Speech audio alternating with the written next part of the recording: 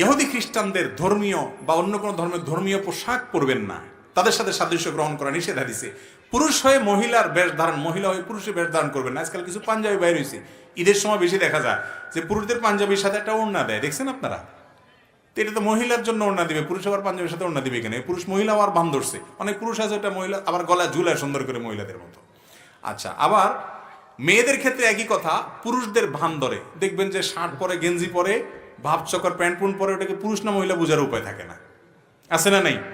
নবী করিম সাল্লাল্লাহু আলাইহি ওয়াসাল্লাম বলেছেন, লানাল্লাহুল মুতাশাব্বিহিনা মিনার রিজালি বিন নিসাল ওয়া লানাল্লাহুল মুতাশাব্বিহাতু মিনান নিসাই বির রিজাল।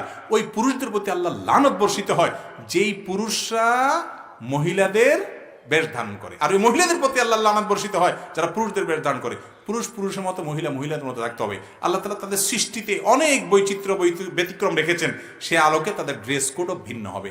এবং পুরুষরা টাকনুর নিচে পোশাক পরবে না, পাঞ্জাবি, জুব্বা, চাদর, প্যান্ট, পায়জামা, এগুলা, লুঙ্গি ইত্যাদি। আর মহিলারা তারা বরং টাকনুর নিচেই পড়বে, যথাসময় উপরে পড়বে না, বিশেষ করে যখন বাইরে যাবে পর্দার খেলাফ হবে। এভাবে ইসলামের ড্রেস কোড মেনে চললেই চলবে, একেবারে টুপি সবসময় লাগিয়ে রাখতে হবে, না হলে গুনাহ হবে, এরকম কোনো বিষয় নাই।